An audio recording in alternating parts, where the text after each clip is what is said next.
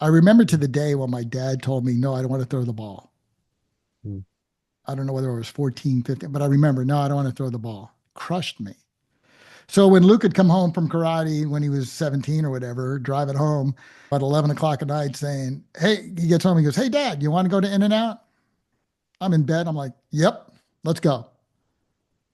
So I would encourage you never say no. Hey, Dad, let's go out and play. Go. They want to go. Go. They don't have anything but a t-shirt on and 20-degree heat. Their body temperature is like it'll melt snow. Their body temperature, right? What are we worried about? We were the same way, right? Right. We didn't care. We didn't need a shirt or a hat, or we're out there playing. It doesn't matter. Did we come in frozen? Yeah, but it's just never say no. Just if they want to play cars, let's play cars. It's like they want to do it, right? Gabby, when she was dancing, when we gave her a car at 16, her dance studio moved away about 10 miles away. So when I got off work at 5:30, I would just drive over there 10 miles just to walk in and say, hey, Gabs, give her a quick hug, stay a minute and leave. Just put in the time. That she still remembers that, but you got to put in the time. You got to be intentional about what you're doing and how you're doing it. Michael Lamana in the house on the Invested Fathers. Good morning. How are you? Good, Kenny. How you doing today? You look great, man. Thank you. Thank you. I feel okay. It's Valentine's Day while we're recording right now. Yeah, so Valentine's Day started great. I got up early, got some flowers 2 days ago. They're out and about in the house. So my wife came out. We made some coffee. We chatted a little bit this morning, just snuggled on the couch for a few minutes, and that was great. So it started out awesome. Excellent.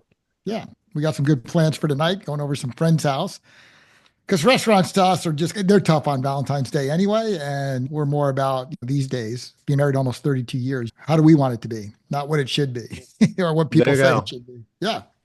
I love that. Yes, I feel like there's expectations early marriage of what everyone else is doing and going out or doing whatever it is. And Yeah. then as We you get did that as older, well, right? Then we started seeing the prices on Valentine's Day. We're like, what? Wait a minute here. yes, indeed. It took us about 5 years to figure out we really don't need to do this. It wasn't, we saw it, we didn't act. It was like, okay, let's stop. And Yes. we felt much better. It was awesome. Michael, in the brief conversations we've had, we met through LinkedIn, mutual friends. You've given me some Yep. of your journey on California. I think you said even Silicon Valley, different heads of positions and different things. I'm not even going to try. Do us a favor, give us your bio. Tell us a little bit about your career journey Yeah. and what you're doing today. Yeah, sure. So I'll just start at 17 years old. I was born in the Bronx, lived in Brooklyn, Queens, and then we finally moved outside the city a little bit. But to us people, it was upstate. But I spent all my summers in the city. I got them all. Uncle Vinny, he was my godfather. Uncle Vinny, Bobby, Johnny, Frankie, Paulie, Louie, Chick, Lester. It was an Italian show to every Saturday night, every Sunday at 2 o'clock, dinner down in Queens with my grandma and grandpa from Italy. It was just the It's greatest awesome. times. Saturday nights always became dice on the kitchen floor. My uncle's smoking cigars, throwing dice, throwing dollar bills, all that sort of stuff. And just a bit drinking too much. That's why Sunday meal was always nice because it was quieter. So that was great stuff. But at seven, I went through high school and I struggled quite a bit because I was really good in class. I was really good interacting and engaging, but homework and test scores were just abominable. I was like, I got straight flatline D's, and I think the teachers just gave me D's just to get through. But there's two things I've learned is I really believe when you have a son, you should redshirt them till they're 7 before they go into kindergarten. And there's a couple reasons why for that. You go to any high school and you see your son, usually they're either like they could be whatever, kind of on the dorky side, on the athletic side, whatever. And you see them and they're like they all look great, right? But they're just a little empty in the head, Right. right? And Right. then you look at the young ladies in high school and they look like junior senators. And you're like, there's a clear mismatch here. So me graduating at 17, what I realized was my mom stuck me in school when I was 4 Hmm. because she needed time. She needed time. Yes. I was the Yes. second of 4. My dad was deformed, born in 36, had a small arm, just 3 fingers. And my mom was left on the guardian angel steps at 1 year old, never legally adopted. So we had Wow. foster kids growing up the whole time. We had four of us and 2 to 3 foster kids in and out rotating. And everybody goes, well, was it crazy? I'm like, No, it was normal for me. It was just, it That's what it was was. probably, yeah. The foster care system is up their game so much these days but my mom really had a heart for that. That was uber important to us. And it was really, really cool. But my dad struggled being deformed in that period. It's just, you're a little bit of a freakish guy and people took you under your arm because they felt sorry for you more than you can do things. But he ended up with a long career working for Xerox and all that kind of stuff. And it's like, wow, that was awesome. Yeah. So fast forward, at 17, I decide I graduate high school early, and I'm like, okay, mom, love you, got to go. She goes, don't you want to marry Anna Maria? I'm like, mom, look at your daughters. No, I'm not doing that. I'm moving. So I moved to Colorado, started playing soccer competitively, played for a German club called the Kickers in Colorado. They still own a club. It was a feeder system to Germany. And I changed tires. I worked at a Goodyear store changing tires, and I was just everything I did, I worked hard at. So I was really good at that. Became the service manager. Then the guy that owned it said, "Hey, I got 6 stores. Can you help me out manage all these other stores?" And I did. So I became part of the business. What I Yeah. realized was being a 19-year-old at that time going, okay, what am I going to do? He goes, be part of the business. And I was getting paid a fraction of what he was getting paid. Right. Well, in hindsight, good reason, right? I'm a 19-year-old kind of young knucklehead. He owns the businesses, right? So we got into it about pay a little bit, and I just bolted instead of really saying, okay, how do we really build this, right? I don't deserve what you're getting, but how do I build to that? What's the Right. path? I didn't really understand that. So I decided to leave. And at that point, it was a tire and service centers in Colorado. And they used to have corporate cars back then. So General Dynamics folks would always come in and they said, hey, Michael, we heard you're leaving. I said, yeah. They go, hey, how about working for us? Oh, what do you guys do? We're in communications. Oh, call my dad that night. There was no mobile phones. And I was like, Dad, what's communications? He goes, what do I know? I do copiers. I have no clue what communications is. So I ended up working for General Dynamics, working at Martin Marietta when the space shuttle went up. I was one of the service techs that would handle the communications aspect of that. And it was great. You worked for US West, University Health Science Center running that. Worked on a platform like a central office. That's folks from Japan come over, NEC, try to fix their system. And 6 days into it, the director looks at me and go, what's going on? And I pulled 2 buses and I said, here, your problem's fixed. Here's where the 2 problems are. I don't know how to fix that, but I know where they are. Next thing I know, I get offered to be a sales engineer in Silicon Valley for NEC. I know, that's crazy, right? So what do I do? Hey, Dad, what's a sales engineer? He goes, he says, I don't know what that is. Here I go busting out to Silicon Valley, right? I heard about Silicon Valley like in elementary school, but I never really knew what it was. So I was a sales engineer. Everybody confused me with the guy from 30 something because my name was Michael. I wore suspenders, a white shirt, and I drove the Mercedes starter set, the E190. I was living large, man. It was just like, Wow. holy cow, I'm from the Bronx and I'm doing all this stuff. This is great. Then, so working for NEC in 90, I decided I'm going to take, because in Silicon Valley, you take sabbatical. So I said, hey, I need 6.5 weeks off. And they go, no, we don't do that. We're a Japanese company. I'm like, okay, then I'm going to quit. I got to go. So I went to Italy for 6.5 weeks and watched the World Cup. I speak a little Italian, but I saw 17 games just training around. It was just fabulous to me, super, super, uber fabulous. I came back from that, went to a joint function in San Diego with the NEC folks from the Dallas area, and I met my wife, Denise. I leave Silicon Valley, go with my best buddy Dieter over to the Grand Canyon, my first outback, 5 day outback. We're sleeping on top on the first night. Next thing we wake up, a foot and a half of snow. So we hiked down, and I'm about third day into this, and he called me Michele. He goes, Michele, what's going on? I said, I'm going to marry that girl. I had a lunch with her, 35-minute lunch. And I said, good thing there was no phone. She would have thought I was a complete stalker, right? So we did the long distance thing, and I moved down here, got married, and we had Gabrielle. And about 3 months after having Gabrielle, our daughter, I got offered a job by Cisco, the internet guys, because I sold SaaS. I sold network management software to Nortel, MCI, and all these kinds of companies with a company called OSI. I said, hey, we got a great opportunity to go back. And I was glad because it was like, I didn't realize in Dallas, your summer season was your indoor season. It was uber hot, right? We moved back there. We got pregnant with Luke and we came right back because I realized then I'm traveling too much, keeping her away from her family, friends, and the church. I said, let's get back down to Dallas. We want to help her brother who's been in a wheelchair from motocross for 40 years. We want to make sure we're around for him and their parents. And Denise's parents, her dad's now has had dementia for 9 years. So it's been really good. We've been back. And I've loved it the second time coming down here. We just love our life. I know there's big talk about a lot of people moving down to Texas, but we've been back 24 years and we just love it down here. So after my Cisco tenure, I went to work for a manufacturing company and we took them from, I was head of sales. We took them from about 125 to 750 million. But I really didn't like the industry. It just wasn't in my heart. So after COVID, I left there and now I'm a business facilitator. So I really go into organizations and really help people understand the concept, tools, and disciplines needed to run a good business and get some of the foundational stuff going. Mm. And then I usually work with their operations and try to really help them along on where they really need to focus just to make that 2 to 3% change, 3 to 5% change, because that'll direct them on a totally different path than just bumping along, right? Running into the same problems, not knowing how to organize themselves and things like that.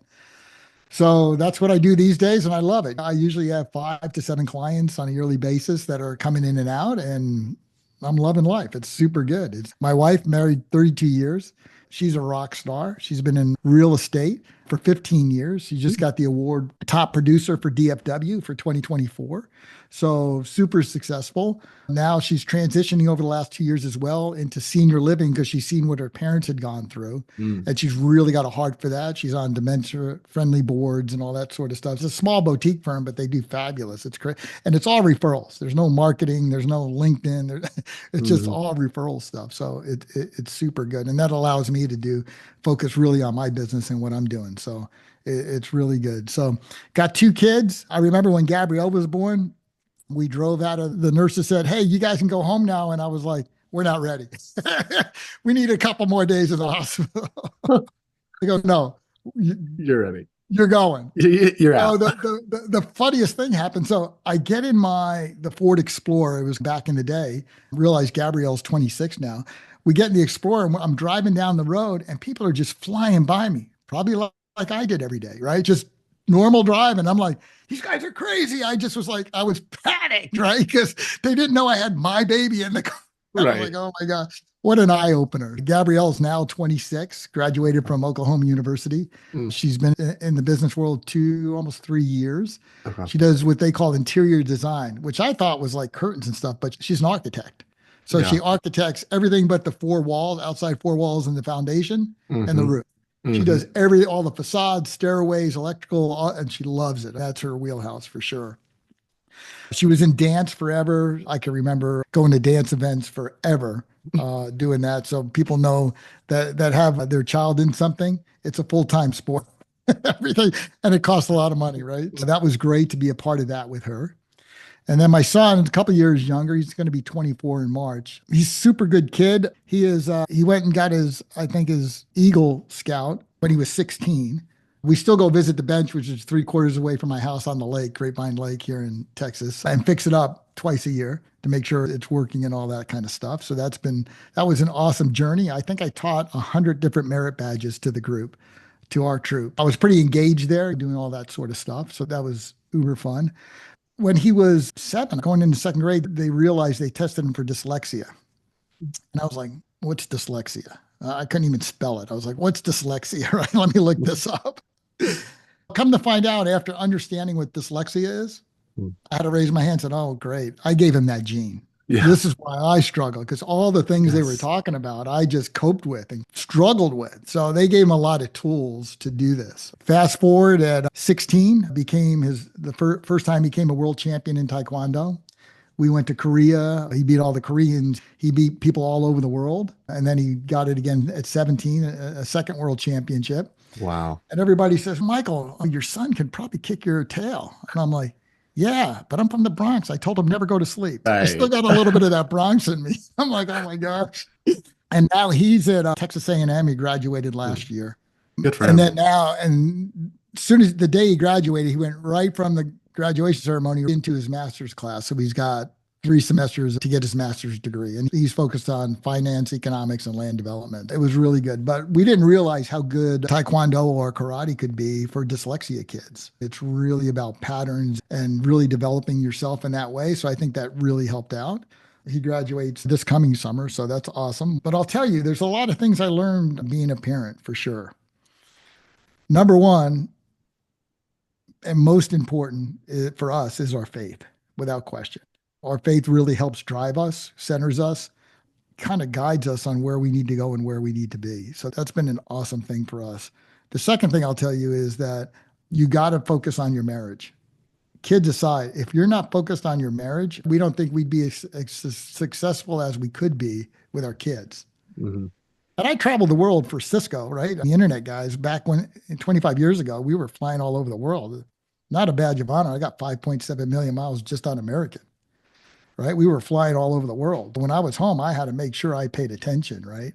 Mm-hmm. And everybody, a lot of folks ask me all the time, when I meet them, they go, how are you so successful in your marriage? I'm like, 3 things. Wake up committed. During the day, be conscious about being committed. And when you put your head on the pillow, be committed. You could let all the noise, all the distraction run around and all the things that my buddies have done. And what it's like, oh, you guys kidding, you're killing me, right? You got to just stay focused on what you're doing. And I think that's really had the baseline for not only us, but really how we handle our kids. So there's a lot of things I learned. I think I'm up to 57 qualified line items on what I learned with my kids. The first thing I think I learned, other than realizing people weren't trying to kill me going down the road when I had my daughter in the car, was trust your instincts. What I mean by that was the only point that Denise and I were starting to have a little friction with the newborn is when she felt like it was time to pick Gabrielle up. She had an innate sense, hey, I think I need to pick her up, whatever. And then at times I would have that innate sense. She'd go, oh, no. She's fine. Leave her be, whatever. We finally figured out where the tension was coming from. And we really learned to be conscious of our own instincts. And look, picking up the kid is not going to damage the kid, right? It's just not, right? It's helping me be a better parent, right? Because I think I'm taking care, right? Holding. If I feel an innate sense, that innate sense in Denise, I wouldn't try to change. I'd say, do we really need to pick her up? Absolutely. So we figured out that we had to let each other kind of grow in that and really drive each other's need for that instinct to pick up. And that really helped us out a lot because there wasn't friction then. There was like, okay, you need to pick whatever. You just burp Gabrielle, she's doing fine, all that kind of stuff. It was really an instinct thing. So my encouragement to everybody is really follow your instincts, what you're doing there, Just to give the audience some clarification on this, have you been keeping a list of the 54 things to know as a parent that and you've kept track of that even now? Yeah, absolutely. We got to see this list sometime, buddy. This is amazing. You got to write a book on this. Maybe, When did you start it? I think when I started it was right when Gabrielle was an infant, because at the end of the day, when I figured out it was just an instinct, a need for me, whether it was from the good Lord, whether it was just me feeling that if I picked her up, I would be a better parent. I don't know, but it was then is when I started it. And I think, frankly, 54, 57, somewhere up there. I got to go look at the list. I don't have the list in front of me, but yeah. That's so awesome. I just started jotting these things down. And some of the things I've learned through the years is, number one, we lived in a house in Texas and having a 9-year-old birthday party for Gabrielle. And I had a bigger house and a big pool, and we were having a pool party and stuff. And I come in to get some things, and you have posters, happy birthday, Gabby, yada, yada, yada, Gabrielle, all that stuff. My buddy Kyle comes in behind me. He goes, hey, Michael, how old's Gabby? And I'm like, I said, it says it all over the posters. He goes, yeah, quit talking to her like she's 5. Wow. So that struck me. I learned I had to grow with her. Yeah. And not treat her like she was 5. Right. So I've really learned to grow with them, to talk to them like adults. Yeah. I mean, I didn't know how to talk to her, and I just talked to her. So Right. I figured that out. For somebody that was close to me, point out, quit talking to her like she's 5. And I just was like, yeah, whatever. And then I thought about it. I came up to him later. I was like, okay, we need to go have a glass of wine or a beer or something and talk about this a little bit. It was a great moment being a Yeah. dad, having somebody influence me Yeah. with an observation that I trusted. So that was have your trusted friends around you. One of the other things I learned was lead from behind. Yeah. When Luke was in second grade, Denise would go, I'm having a real hard time with Luke doing homework. He didn't want to do it. He's crabby. He's yada yada. He just wants to play, whatever. And I said, okay, let me go back to the teacher because I took him in the next day. The interesting thing was, I talked to the teacher. I said, yeah, do you see, is Luke doing well? And she goes, yeah. I said, he's really giving Denise a hard time about homework. She goes, give me 3 days.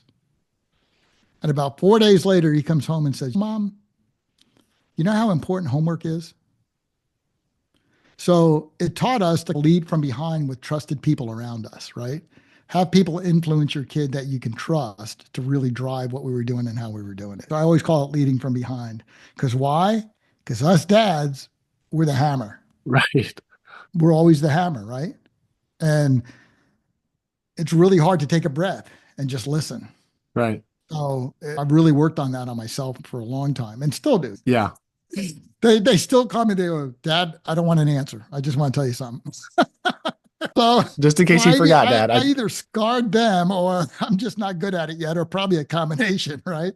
But I think you really need to really lead from behind in some ways and get your trusted people around them and get observation from people around you. So I think super important for kids. Michael, let me go a little deeper there. First off, how old was he when that situation happened with him studying and the teacher helping? Whatever grade, second grade, Okay. seven, Okay, so pretty somewhere young. around seven. Yeah. And I've heard that before on the show, that the idea of build the campfire kind of deal where it's just it's an open space. They come and sit down, can talk, and you're not necessarily lecturing right away. It's listening. What are some other ways? Because I feel like I'm the hammer right now at home, and my son's 8, and there's times where he just wants to talk about superheroes and his toys and whatnot, and I'm here telling him like this is how you help society and this is how you get a job and all these things that he's not maybe ready for. What are some other things that maybe happened that helped you and are still helping you in that leading from behind? Yeah. So a couple of things that you bring that spurs me into what you're talking about. Number one, most importantly, I've learned I was dedicated because of the way I was brought up in a kind of a dysfunctional alcoholic family, all that sort of stuff. My dad being deformed, me getting a lot of grief about that with the people around me and things like that is really the thing that came to me was never say no. I remember to the day when my dad told me, no, I don't want to throw the ball. Mm. I don't know whether it was 14, 15, but I remember, no, I don't want to throw the ball. Crushed me. So when Luke had come home from karate when he was 17 or whatever, driving home at 11 o'clock at night saying, hey, he gets home, he goes, hey, Dad, you want to go to In-N-Out? I'm in bed. I'm like, yep, let's go. So I would encourage you never say no. Hey, Dad, let's go out and play. Go. They want to go. Go. They don't have anything but a t-shirt on and 20-degree heat. Their body temperature is like, it'll melt snow, their body temperature, right? What are we worried about? We were the same way, right? Right. We didn't care. We didn't need a shirt or a hat, or we're out there playing. It doesn't matter. Did we come in frozen? Yeah, but it's just never say no. Just if they want to play cars, let's play cars. It's like they want to do it, right? Gabby, when she was dancing, when we gave her a car at 16, her dance studio moved away about 10 miles away. So when I got off work, she'd be there from 3:30 to 7 or 8. When I got off work at 5:30, I would just drive over there 10 miles just to walk in and say, hey, Gabs, give her a quick hug, stay a minute and leave. Just put in the time. That she still remembers that. I was probably the only from this area that drove over there 10 miles just to have, I didn't bring anything. It was just whatever. But you got to put in the time. You got to be intentional about what you're doing and how you're doing it. Let me go deeper there too, because you've talked about your background, the dad, alcoholic, dysfunction, not playing with you in that pivotal moment. Is that was there so much I don't mean to put it in a horrible way here, but like a scarring that you were just like, you know what, the pendulum's going to swing hard with me. I'm going to make sure I'm with my kids. I'm going to like, how are you so wired to do I feel like I talk to dads on here and they're like, I don't know what I was doing. I'm just running blind here as a dad. It feels like you've really, with this list, the 57 things and the stories with dyslexia, your son, and the involvement. How are you this way? That's a great question. Probably because of the good Lord. And I can tell you this, growing up a Catholic kid, being down here in Texas, they go, "Are you a Christian?" I'm like, "Yeah, us Catholics, we're a Christian." Anyway, I go to non-denominational for years now, but it's just always a funny conversation. But I always felt like I had a good relationship with the Lord, just my personal relationship, even as a young kid, because you'd go through all this trauma. Who did I have to lean on? I'd always say, "God, just help me. What do I need to do? Help me. How do I help my dad? How do I help my family? Help me." Mm, And then when I went to Colorado at 17, I can tell you for 10 years at least, I was always looking, even this business guy that I was with, I was always looking for a mentor. mm, And then one day I realized people are asking me to help them. mm. And I was like, okay, I don't want to get cocky here, but people are asking me. But I didn't have that void filled based on wanting to really connect with somebody to help me along on my journey. Yeah. Always still looking for that. Yeah. How did I end up the way I was? And I just think it's focus. It's clarity, it's focus and commitment. It's not Yeah. hard. Yeah. We get so busy around the world, worldly things. Listen, at the end of the day, they're home, they're in your house, right? Your son's what, 8 years old? Yeah. Yeah. Matter of fact, one thing I did with my son was I went to Men's Warehouse when he was probably 7 or 8. And they used to sell two suits for $99. Okay. They'd give you it'd be like a suit and then a white shirt and a clip-on tie. They'd give you two sets of those. And but Yeah. what I would do is I would buy one his size and one the size up because I'm thinking he's going to grow into it and he's going to use it 2 or 3 times. So we'd roll it up, staple it so we wouldn't have to keep doing whatever. And at that point, I was doing a lot of nonprofit stuff. So I was on Mm, the board, the Heroes Board for the Women's Genesis Shelter, domestic mm, violence. I was on the board of the Boys and Girls Club. I helped negotiate kids out of the gangs. I did a lot of different stuff, and I would always bring him along. And he was always, when he put that, and then with the suits, I had, and I encourage every dad, once a month, create a dinner deal. And he loved having steak. So we'd go to a nice steakhouse and he'd be dressed in a suit. And the response he got from the waiters and the servers and the concierge, the maitre d' and all that, you could just tell lifted him. He wanted to be like that. He sat up better, right? He ate better. You got to have that outside influence to really help you. But when you go to dinner, you just, okay, where are we going to go? Okay, you want to go down to Dallas to Nick and Sam's? Let's go. It's going to cost me $150 or $100, but let's go. yeah. And same thing with Gabby. She didn't want dinners. She just wanted to go out and have a little lunch or something. And that was all great. But with sons specifically, I'd say, I don't know if Men's Warehouse still does it, but they used to sell two suits for $99. I'm sure it's more expensive now, but I could send you some pictures you could post on what he looked like, what him and I look like next to each other with our suit on before we went. And I think you got to put that in the calendar. It's got to be a priority. I It's love it. a priority. Please Oh, send this to me. I think that would yeah, be yeah. very cool. Now, this is exactly what I want the show to be. It's memoirs. How old are you today, Michael? Yeah, I'm 65 today. So that's probably one of my most important questions is you're 65, you've lived a full life. You're not dead by any means. You still have more years to go here. But through the 65 years, those 20s, 30s, 40s, 50s, what stands out to you and what ended up mattering? What were the priorities that you did? And everything you're saying, it feels like such a life of non-regret with everything. Yeah, listen, I've made mistakes, but I don't really have regrets per Right. se. Specifically to your question, when people meet me, they see somebody that they always tell me, "Man, are you always up?" And I'm like, "Yeah, Yeah. every day you're positive." And I just think the good Lord sprinkled some dust on me and said, "This is you. This is the way you're going to feed into people." Right. And I don't go overly try to be like when I'm down, whatever. And I do have some down periods. Like I'm pretty gregarious in a lot of ways. Yeah. But trust me, at 6 o'clock at night, man, I want to hunker down, be calm, be quiet, be so gregarious. Right. Like even for parties, people always give me a hard time. I always show up late and I always leave early. because I just think I engage, and it's like Denise knows. I Spent. look over and she goes, "Okay, we're going. See, Yeah. Michael's done. We got to go. we got to go." I get that. I would consider myself optimistic Hmm. and try to add value through asking people how they're doing and really trying to understand people, remember names. And then if I ever get sick or if I'm not feeling great, I feel like it bothers me because people are like, "Why are you? Where's the old Kenny?" And it's I'm just acting normal. This is how everyone else acts. No, you're not being your normal self. You're usually like the life of the party here, like smiling and making sure everyone's okay. So I don't know if you've experienced that too. Yeah, nah, maybe I was blinded to it, but I'm sure it's happened before. Yeah. Um, but yeah, I'm just generally usually pretty up. And getting back to your son at 8, look, what he's doing today, look, if he's not having trouble in the pool and needs your dad, whatever he's doing is going to be okay, right? If he drops a glass, Yeah. I mean, why get on the kid? He just drops a glass, you pick it up. If he does it 30 times, just say, hey, maybe we ought to change this a little bit. And it's hard, right? It's hard, Yeah. right? Not to react, right? Whole Right. reaction thing, right? They can Right. tell your body language. They're Oh watching yeah. everything. These Oh kids are yeah. watching everything, right?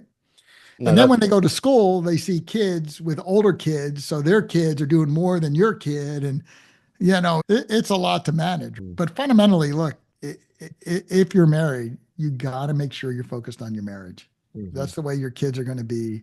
You're going to make your kids successful in my eyes. It's going to help you build those blocks to make your kids successful and your marriage successful and your life successful. Could you Yeah. give us a quick story on that? Because we had a scuffle this morning, my wife and I, expectations of Valentine's Day and me just not hitting it as I needed to.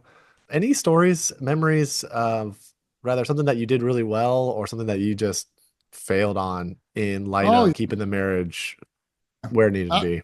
absolutely. So this whole gift giving thing, whether it's Christmas, Valentine's Day, birthdays, whatever. So I used to try to be like, wow, I'm going to get Denise a nice shirt.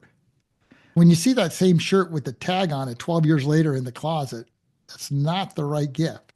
I bought a Right. great jewelry when we went out to visit after I left Silicon Valley. I used to go to I knew this jewelry guy. So we went there and I bought some stuff for her, and it's probably still in the box. Right. Right. Okay. So everybody gives me a hard time because even my kids, they go, what color running shoe did you buy mom this time? Did you go to, now it's Lulu, right? It's Lulu or Aldo, whatever they are. And my wife always says, I don't need shoes. Okay. I get her shoes anyway. Because in a week or the next day, she's wearing them. And she's getting compliments because I know what style and it's don't fight City Hall. It's almost like don't do too much but find out what she loves and just cater to that. Now, Mhm. on your deal today for Valentine's Day, how long have you been married? 11 years. Okay. So my thought for you is to make a list. What's worked, what didn't work. Because look, I'm not saying you're going to hit it out of the park every day, but what is your wife like? It happened all of a sudden, but she does like thrifting. She loves yard sales. She loves walking around stores and just looking at antique things that, I mean, does she buy them? Sometimes. I think today she did buy a basket. I think we have like 15 baskets in our house, but that's what makes her happy is just going out and doing this like thrifting stuff. So that's what she did this morning, and she came back, I would say, happy. But yeah, she's an old soul and likes old houses and old things. Yeah. Yeah. So like for Denise, she loves going to markets on Saturday, the vegetable market, the open markets they have and stuff like that. Their pop-up ones on Saturdays. And maybe make her a card and say, hey, one free bottle of wine and we're gonna go on a shopping thing together, right? Just a card, right? Just that's what she loves. Give it, be intentional about it. Yeah. I mean, so for me, to me, I had to focus on what she likes. And trust me, I still get grief from my wife and my kids, but they all know mom loves the stuff I give her. That's awesome. That's awesome. She's a workout fiend. She did CrossFit for a ton of years. She ran for a ton of years, and now she's just into working out and stuff. And yeah, Good she for always her. needs new workout stuff because she'll wear the stuff like me, like a guy, right? We'll wear the same shirt, right? That's why I Yeah. love a logo shirt. Hey, nobody says, is that the same shirt? No, it's my business shirt. They don't know if it's the same shirt or not. It's just us guys. We got three shirts. We got Right. 47, but we like three shirts. That's what we wear, Exactly. right? Michael, let me pivot a little bit, Michael. We had talked before we recorded regarding legacy. What are we leaving our kids? How are we investing, even financially? And that's one of the things in the show. You've given so much value in the priorities of what you spent your time doing.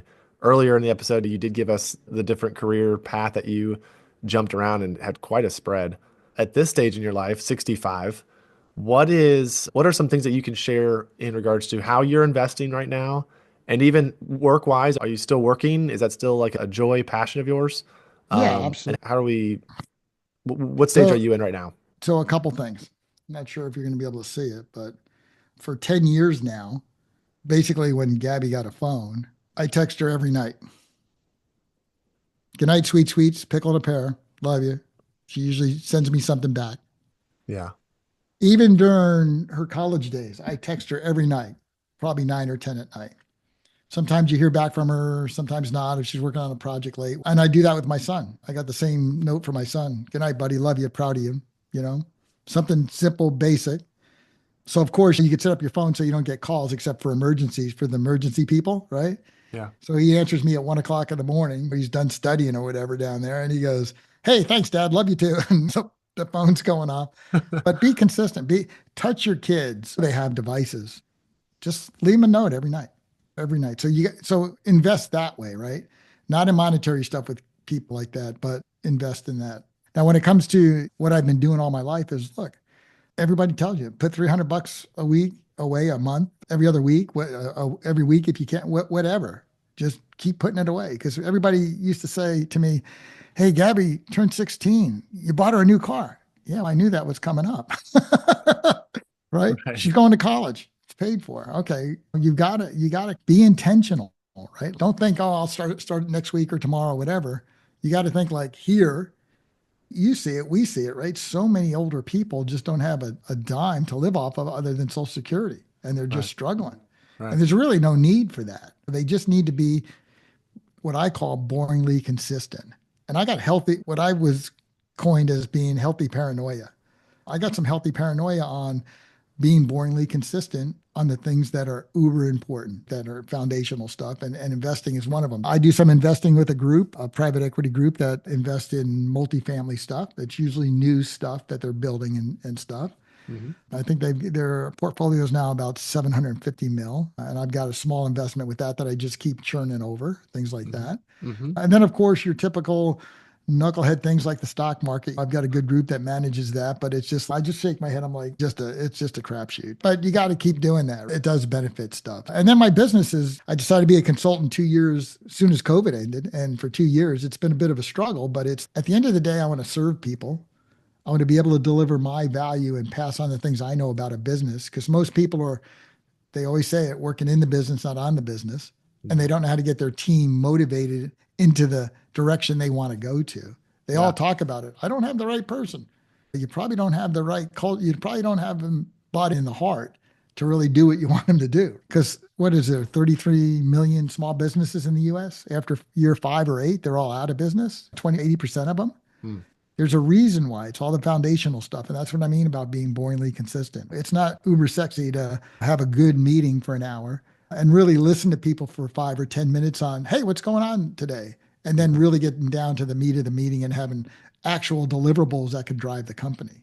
Yeah. Don't have the same meeting in 3 weeks saying, oh, let's review these same things we didn't do last 3 weeks. Have a system, because I provide a system that kind of, a SaaS solution that really can track that for you and raise it up to say, hey, we're not on track. We're on track. Just because you're off track doesn't mean it's super bad. Maybe there's some good reasons for it, but at least that you're on track or off track of what you decided to do. And most people aren't looking at that, right? Like tomorrow, most dads are waking up going, okay, I'm handling stuff. I'm the catcher. I'm blocking and tackling, right? Who's coming at me? What's coming at me? And I would just say you got to be a little more forward thinking than that on what you want to do. Hmm.